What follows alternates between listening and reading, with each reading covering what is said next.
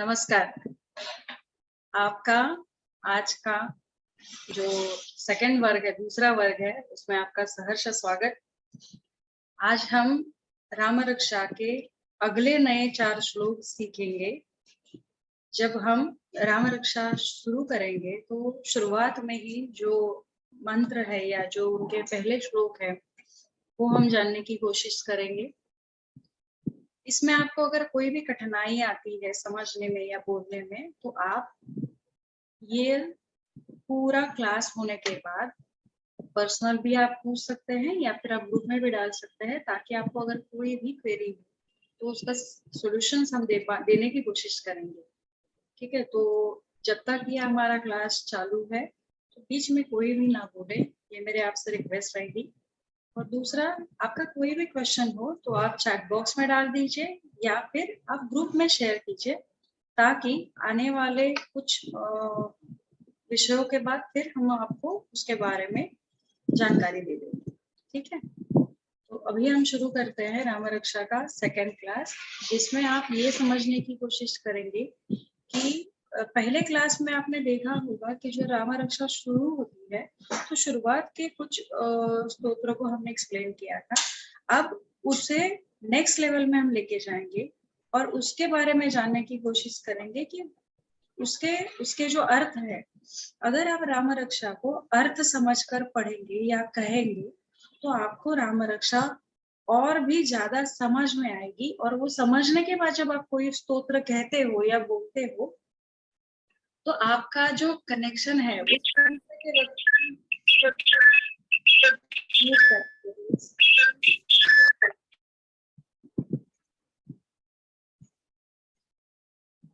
Minute. हाँ,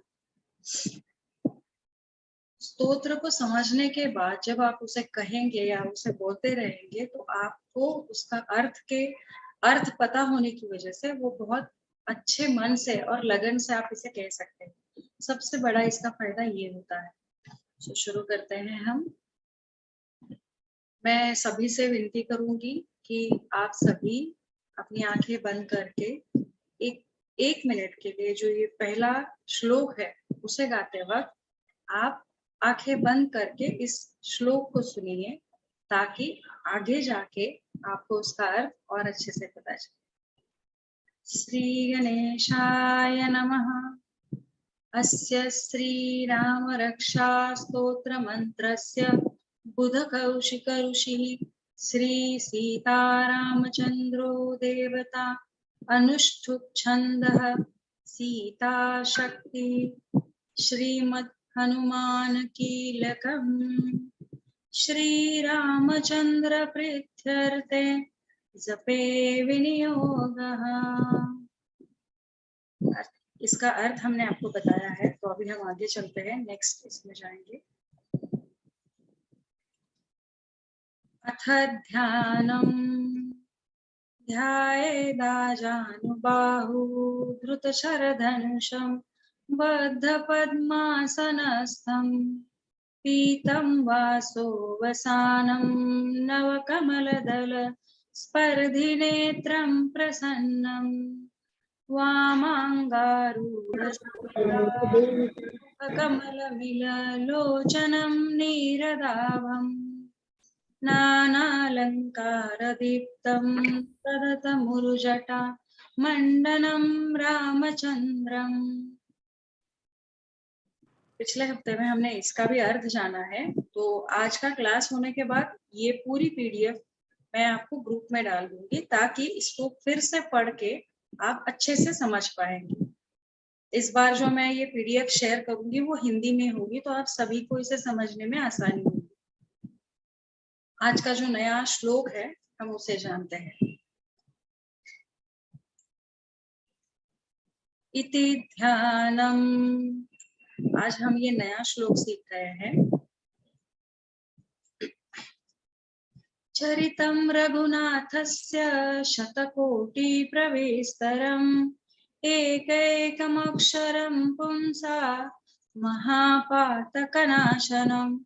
अर्थात चरितम रघुनाथस्य, हम ऐसा रघुनाथ का हम चरित पढ़ने वाले हैं जिनका चरित्र जो है इस तरह से इस राम रक्षा स्तोत्र में पिरोया गया है कि शतकोटि प्रविस्तरम, जो 100 कोटि श्लोक बोलने के बाद आपको इसका जो लाभ या पुण्य कह सकते हैं या जो एनर्जी आपको मिलेगी, वो एनर्जी एक बार अगर आप ये राम रक्षा स्तोत्र कहते हो या गाते हो या बोलते हो तो आपको इसका ये फल मिलेगा। चरितम रघुनाथस्य शतकोटि प्रविस्तरम, एक बार ये राम रक्षा स्तोत्र बोलने से 100 कोटि जितने श्लोक का उच्चारण करने से जो पुण्य प्राप्त होगा वो आपको इसका पुण्य प्राप्त करके देगा। ऐसा इस श्लोक के पहले चरण में आपको कहा गया है। श्री राम जी का जो चरित्र 100 करोड़ श्लोक के जितना बड़ा है और उसका इतना महत्व इसमें पिरोया गया। मेरी आप सबसे विनती है कि कृपया आप माइक म्यूट में रखें ताकि किसी और को डिस्टरबेंस ना हो।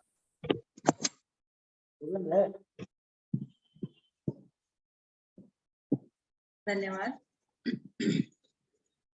एकैकमक्षरं पुंसा महापातकनाशनम, राम रक्षा स्तोत्र में एक एक अक्षर इस तरह से पिरोया गया है कि इसका एक एक अक्षर, यानी कि जैसे चरितम रघुनाथस्य या चरितम, ये अक्षर भी आपको आपका हर एक पातक, हम इंसान है तो इंसान ने जब पृथ्वी तल पे जन्म लिया है तो हमें कुछ ना कुछ तो देना है इस पृथ्वी में, इसीलिए हम आए हैं। तो हमारे पूरे जीवन काल में जो भी या इससे पहले हुआ कुछ भी पातक होगा वो नष्ट करने की क्षमता इस स्तोत्र में है। तो इस स्तोत्र का आप जितना ज्यादा उच्चारण करेंगे, जितनी ज्यादा बार इसे गाएंगे या कहेंगे, उतनी ज्यादा बार ये आपकी एनर्जी को एनहांस करेगा। अब ये समझना बहुत इम्पोर्टेंट है कि एनर्जी कैसे एनहांस होती, कैसे पता चलेगा। तो पहली बार जब आप इस स्तोत्र को पढ़ेंगे तो हो सकता है कि जैसे हम कोई एक बुक पढ़ते हैं या स्कूल में आप सभी लोग जब बुक पढ़ते होंगे या कोई एक नॉर्मल बुक या पुस्तक पढ़ते होंगे, तो उस पढ़ते वक्त आप एक नॉर्मल पेज पन्नों की तरह या एक इंफॉर्मेशन की तरह पढ़ेंगे। कोई बात नहीं, पहली बार सीखते वक्त सभी के साथ ऐसा ही होता है। तो आप जब इस स्तोत्र को पढ़ने की कोशिश करेंगे, हो सकता है कि गलती भी हो जाए। रघुनाथस्य शतकोटि प्रविस्तरम।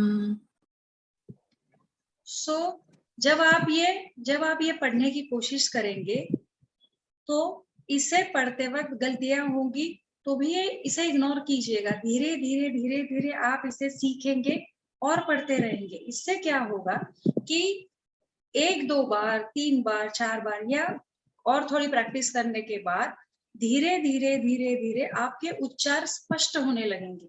और जैसे ही उच्चार स्पष्ट हो जाएंगे, आपके ध्यान में ये आएगा कि स्पष्ट उच्चार के साथ, और आपको अर्थ भी इसका पता होगा क्योंकि अभी हम अर्थ समझ रहे हैं, तो उच्चार स्पष्ट और आपको उसका अर्थ पता होने के कारण आप राम रक्षा के साथ जुड़ने लगोगे। राम रक्षा के बहुत सारे क्या कह सकते हैं उससे कि बहुत सारे अलग अलग रूप है। धीरे धीरे मैं इस सभी को आपके पास साझा करूंगी, आप सभी को ये बताऊंगी।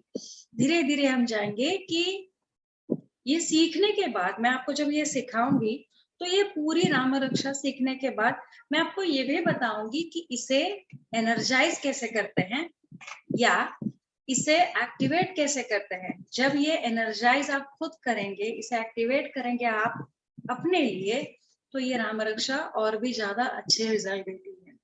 राम रक्षा का सबसे बड़ा इम्पोर्टेंट महत्व ये होता है कि अगर किसी घर में या कहीं आप जा रहे हो, आपको लग रहा है कि हमें बहुत अनईजी फील होता है या कुछ बेचैन सा अगर फील हो रहा है, और उस वक्त अगर आप ये राम रक्षा प्ले कर रहे हो, आप खुद पढ़ रहे हो या मान लीजिए आप यूट्यूब पे इसे प्ले कर रहे हो और उसके साथ साथ आप बोल रहे हो, तो आप पाएंगे कि कुछ समय बाद आप काफी रिलैक्स महसूस करोगे। रिलैक्स फीलिंग आपकी आएगी, आप महसूस करोगे कि मुझे अच्छा लग रहा है।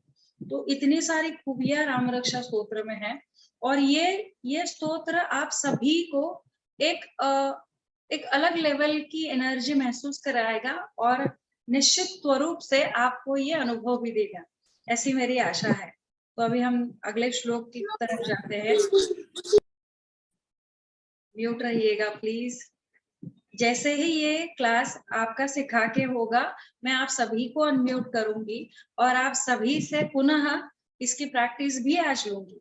सो जब तक क्लास शुरू हो रहा है तो म्यूट रहिएगा, ताकि किसी को भी डिस्टरबेंस ना हो और सब ये समझ पाए कि इसका अर्थ क्या है।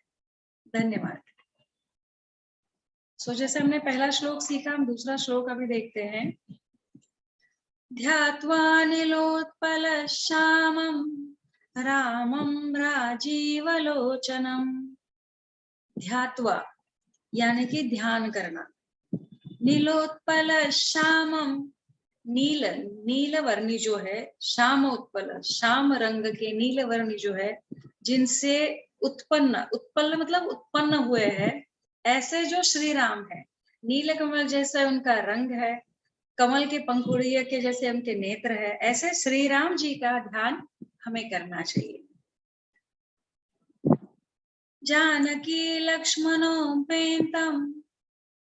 अब देखेंगे कि राम रक्षा स्तोत्र में बहुत सारे ऐसे शब्द आपको मिलेंगे कि काफी बड़े हैं और लंबे हैं, बट उन्हें बोलते वक्त या उनका उच्चारण करते वक्त उन्हें पाठ में बोला जाता है। तो धीरे धीरे आपको प्रैक्टिस हो जाएगा और हम वो प्रैक्टिस भी आपकी लेंगे। तो जैसे अभी ये जो शब्द है, जानकी लक्ष्मणोपेतम। अब जानकी, आप सभी ने ये शब्द सुना होगा, जानकी यानी कि सीता माई, और लक्ष्मणोपेतम, उसे उपेतम, संस्कृत में उपेतम का अर्थ ये होता है साथ में। जानकी लक्ष्मणोपेतम मतलब श्री राम जी के साथ जानकी माता यानी कि सीता माता और लक्ष्मण जी भी साथ साथ खड़े हैं। जटा मुकुट मंडिता, वो ऐसे है कि जिनके मस्तक पर जटा रूपी।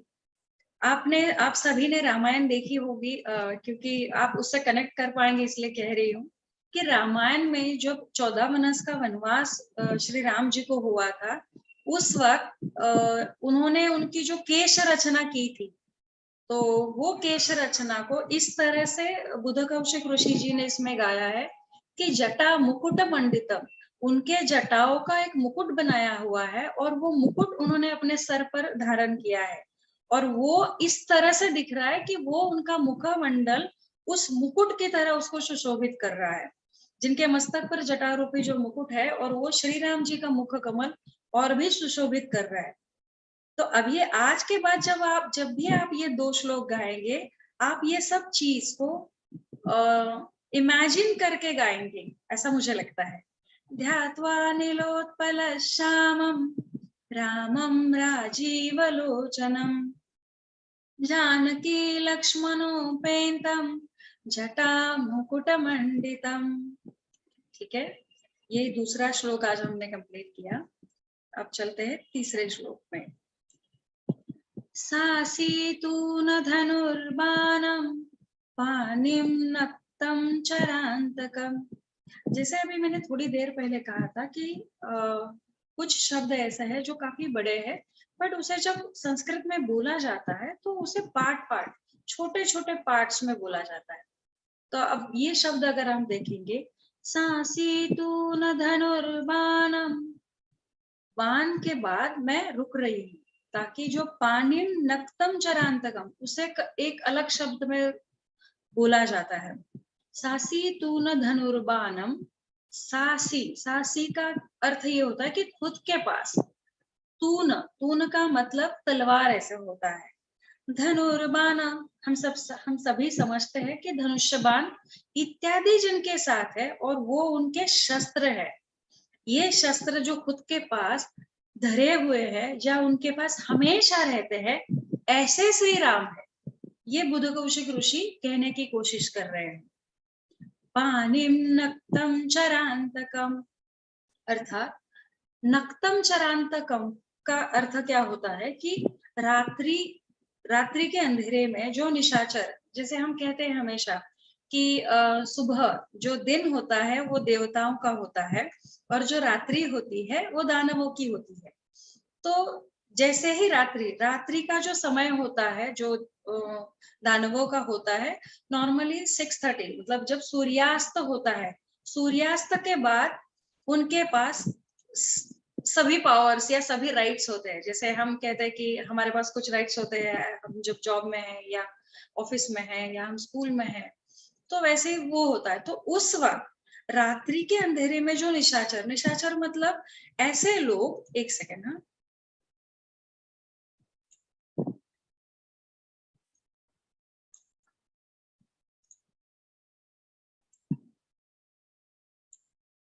कुछ लोग ज्वाइन कर रहे हैं तो मैं उनको इन कर लूं।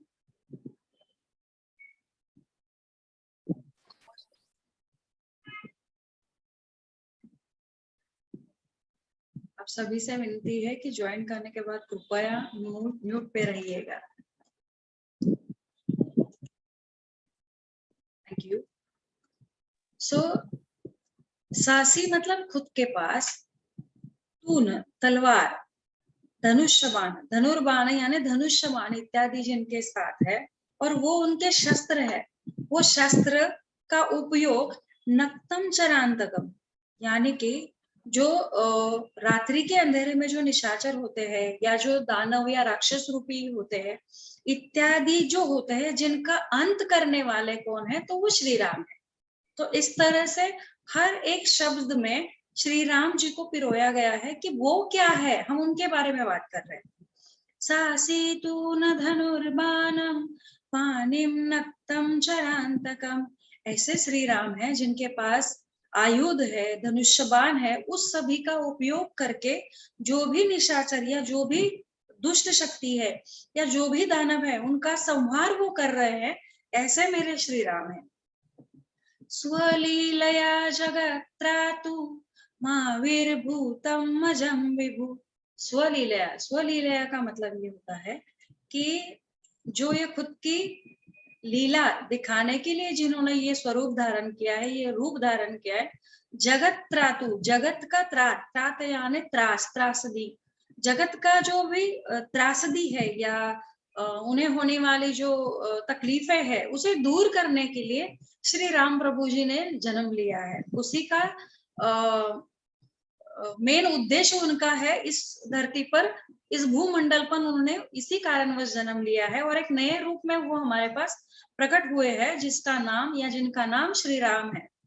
सो स्वलीलया जगत्रातु महावीरभूतम मजम विभु, इस तरह से श्री राम है जिन्होंने हमारे लिए, मानव जाति के लिए इस धरती पर जन्म लिया है, इसका ये अर्थ होता है। अगले श्लोक में हम चलते हैं।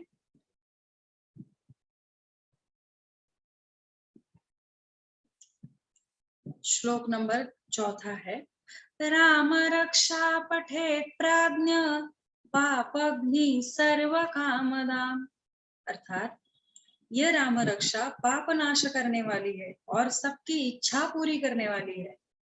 राम रक्षा पठेत प्राज्ञ, पठेत प्राज्ञ का और एक अर्थ भी हम इस तरह ले सकते हैं कि सुबह हमारा शुचिर्भूत होने के बाद अगर हम राम रक्षा का पाठ करते हैं तो वो सर्वथा लाभदायी होता है। यानी कि सुबह अगर आपका नहाना होने के बाद जब हम पूजा करते हैं उस वक्त अगर आप राम रक्षा गाते हो तो ये बहुत फलदायी साबित होती है। पापग्नि सर्व कामदाम, हर पाप जो भी हमसे जाने अनजाने में घटित होता है वो पाप को भी हील करने की या उसे मिटाने की क्षमता इस राम रक्षा में। सर्व कामदाम, हर काम में आपको इसका लाभ देने की ताकत राम रक्षा में है। और सुज्ञ यानी सर्व कामदाम, सुज्ञ यानी कि हम एज अ इंसान हमें ये करना चाहिए कि हम इसका पठन दिन में एक बार तो जरूर करें। जैसे मैंने अभी थोड़ी देर पहले आप सभी को कहा कि सुबह अगर हम इसका पठन करते हैं या इसे सुनते हैं तो इसका लाभ हमें जरूर होगा। वैसे ही जो संध्या समय होता है 6 बजे से लेके 6:30 बजे तक या 7:30 बजे तक, 6:30 से 7:30 बजे तक जो लक्ष्मी आगमन की स्थिति होती है उस वक्त अगर आप राम रक्षा का पाठ करते हैं तो ये काफी फलदायी साबित होता है। 6 बजे के बाद, क्योंकि सूर्यास्त के बाद, जैसे मैंने अभी थोड़ी देर पहले कहा कि जो निशाचर है उन्हें होल्ड करने की या वो राक्षस या उस दुष्ट शक्ति को मारने की क्षमता राम रक्षा में है। तो अगर हम 6:30 के बाद इसका एक बार भी पठन करते हैं तो आपको वो जो एनर्जी है वो सेफगार्ड करने के लिए ये एनर्जी आपको जरूर हेल्प करेगी। शिरो में राघव पातु। अभी ये श्लोक के बाद अगर आप आने वाले जो भी हमारे श्लोक होंगे अगले क्लास में हम लेंगे, क्योंकि आज के 4 श्लोक यहाँ हुए हैं। बट मैं आपको ये बता दूं कि आने वाले अगले हर श्लोक में हमारे शरीर का रक्षण करने की विनती हम राम जी को करते हैं। और ये पाया गया है कि जब हम ये राम रक्षा कहते हैं तो हमारे शरीर का जो ऑरा होता है, आपने आभा मंडल जिसे कहते हैं, हिंदी में आभा मंडल है, इंग्लिश में उसे ऑरा कहा जाता है। तो हमारा जो आभा मंडल होता है, जो ये ऑरा होता है, उसे हील करने की शुरुआत होने लगती है। आपका जैसे जैसे राम रक्षा का उच्चार अत्यंत क्लियर होता जाएगा, वैसे वैसे आपका आभा मंडल भी धीरे धीरे धीरे धीरे क्लियर होता जाता है। अगर कोई बीमार व्यक्ति है और ये राम रक्षा वो बैठ के भी गाती है, जरूरत नहीं है कि आप भगवान के मंदिर के सामने ही बैठ के इसे गाएं, आप इसे कभी भी गा सकते हैं। अगर आप बेड पे सोए हुए हैं, अब बीमार है, तो भी आप इसे गा सकते हैं, कह सकते हैं या बोल सकते हैं। अगर आप किचन में खाना बना रही है, अगर आप लेडीज है घर में काम कर रही है, तो भी आप इसे कह सकते हो कि इसे आप यूट्यूब पे प्ले कीजिए और उसे गाते रहिए, उसे बात उनके साथ बोलने की कोशिश कीजिए। या जैसे हम राम रक्षा का, मैंने पूरी राम रक्षा का एक धीरे वर्जन में मैंने एक वीडियो डाला हुआ है, उसे भी आप पॉज करके उसके मेरे पीछे आप बोलने की कोशिश कर सकते हैं या उसे सुन के साथ में बोलने की कोशिश कर सकते हैं। इससे क्या होगा कि धीरे धीरे धीरे धीरे आपकी प्रैक्टिस बहुत अच्छे से होगी। और हम सभी को पता है प्रैक्टिस मेक मैन परफेक्ट। तो धीरे धीरे आप इसकी प्रैक्टिस करते रहेंगे। तो अगर आप संस्कृत नहीं भी सीखे हैं तो भी राम रक्षा बहुत अच्छे से आप बोल सकते हो और निश्चित स्वरूप से इसका लाभ आपको होगा। श्लोक का ये दूसरी लाइन ये कहती है, शिरो में राघव पातु, अर्थात मेरे शिर यानी सर का रक्षण श्री राघव करें।